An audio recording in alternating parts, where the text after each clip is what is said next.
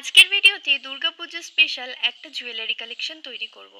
তো এখানে প্রথমে আমি ফেভিক্রিলের মোল্ডেড ক্লে নিয়ে নিয়েছি। এই ক্লেটা কিন্তু এয়ার ড্রাই ক্লে। প্রত্যেকটা ক্লের জিনিস তৈরি করার সময় ভিডিওতে কিন্তু আমি ক্লে টিউটোরিয়ালটা দিয়ে দিই, যাতে নতুন ভিউয়ার্সদের সুবিধা হয় বুঝতে যে এই ক্লেটা কীভাবে ব্যবহার করা উচিত, কী কী সতর্কতা অবলম্বন করা উচিত। নয়তো এই জিনিসগুলো তৈরি করার সময় খুবই কিন্তু সমস্যায় পড়তে হয়।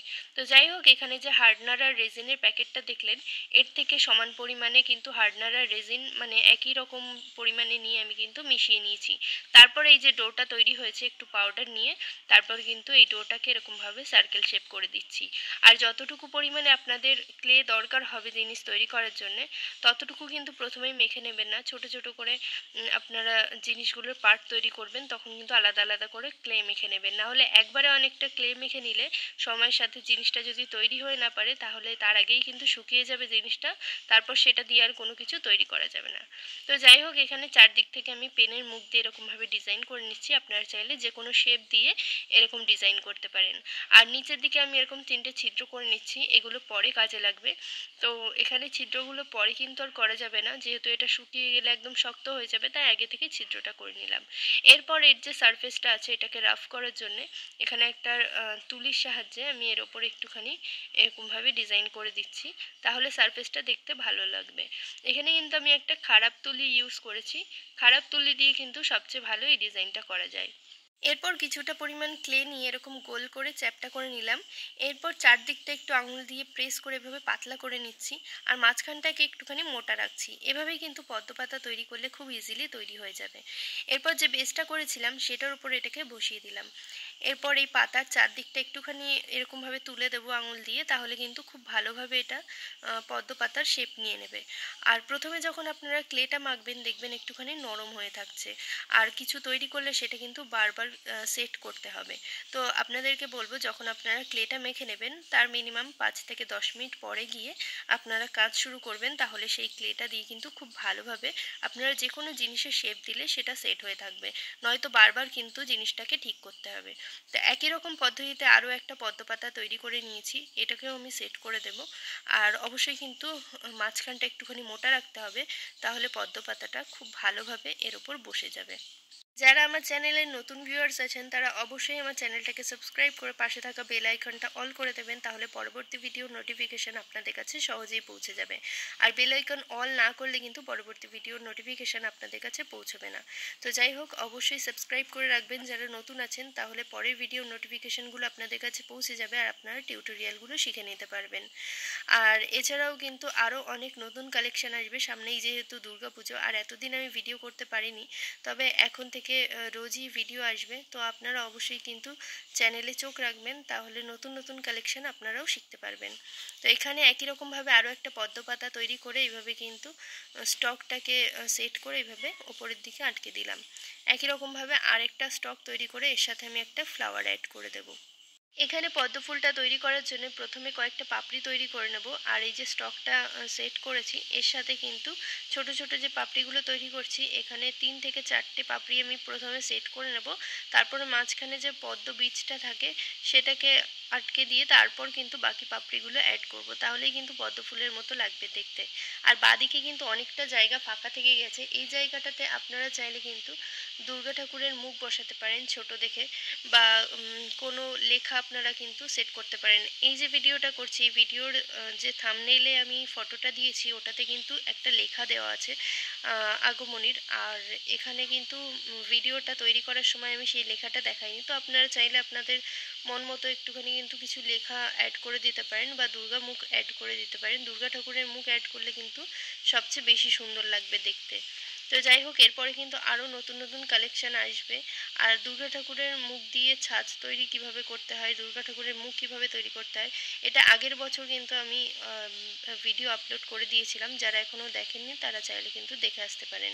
আর এছাড়াও যে সিলিকনের মোল্ড হয়, সেই মোল্ডের মাধ্যমে কিভাবে দুর্গা ঠাকুরের মুখ তৈরি করতে হয় সেটাও আমি চেষ্টা করব দুর্গাপুজোর আগেই আপনাদের সাথে শেয়ার করার। এখানে এবার দেখুন কালার করে নিচ্ছি পুরো জিনিসটাকে। আর কালার করাটা খুব বেশি আর দেখালাম না, কারণ কালার কিন্তু কম বেশি সবাই করতে পারেন। কোন কালার ব্যবহার করতে হবে এই জুয়েলারির ক্ষেত্রে বা কোন কালারটা বেস্ট হবে এটা নিয়ে আলাদা একটা ভিডিও করা আছে রিসেন্টলি।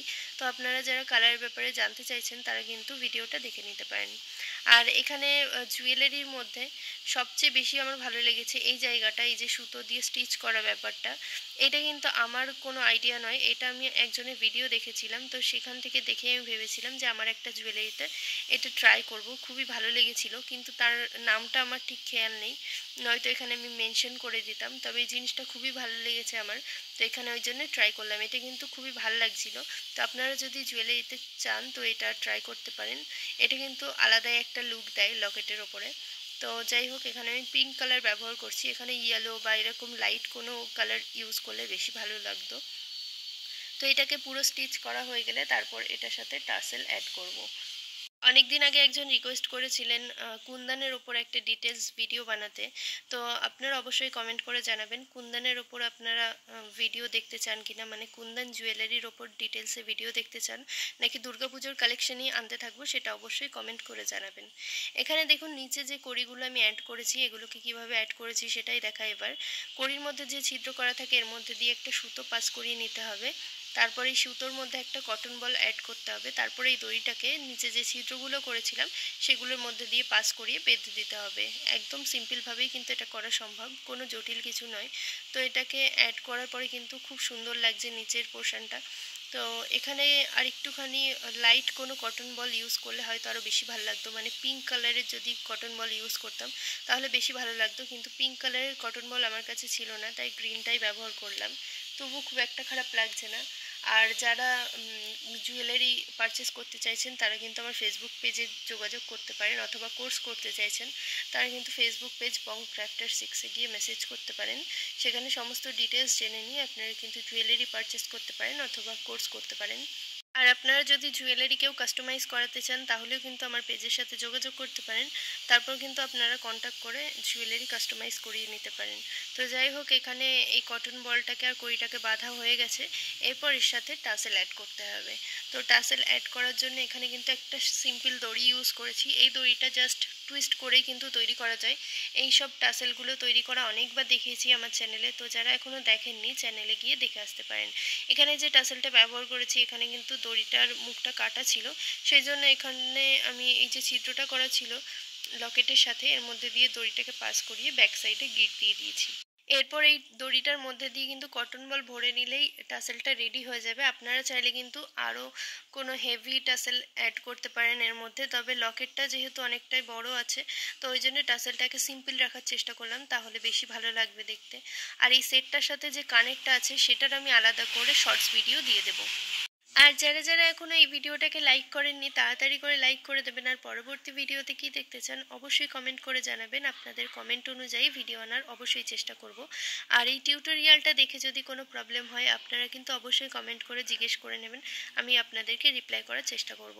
ব্যাক সাইডে দেখুন একটা কাঠের বিট দিয়ে আমি এভাবে লক সিস্টেম তৈরি করে দিলাম যাতে এটাকে ছোট বা বড় করে পরা যায়। তারপর ব্যাক সাইডে একটা ছোট টাসেল তৈরি করে দেব যাতে এখান থেকে এই লক বিটটা খুলে না যায়, মানে কাঠের যে বিটটা আমি দিলাম এটা যাতে খুলে না যায় আর ব্যাক সাইডটা দেখতে ভালো লাগে। আপনারা কিন্তু চাইলে ব্যাক সাইডে আরও বেশি করে সুতো দিয়ে একটা টাসেল তৈরি করে দিতে পারেন। তো আজকের কালেকশনটা ভালো লাগলে অবশ্যই কমেন্ট করে জানাবেন কেমন লাগলো। দেখা হচ্ছে পরবর্তী ভিডিওতে নতুন কোনো কালেকশন নিয়ে।